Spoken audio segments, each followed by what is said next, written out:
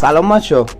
در مورد این ویب‌های یه بار مصرف، همونطور که میبینید اینا خیلی پرسیدن میشه اینا رو شارژشون کنی دوباره ازشون استفاده کنی.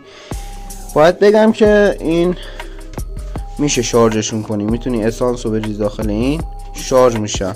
بعد باتری رو میخوای شارژ کنی میتونی از اینجا یه میکرو USB بکشی با یه دونه ماژول شارژ این طرفا روش پیاده کنی و شارژ کنی ازش استفاده کنی.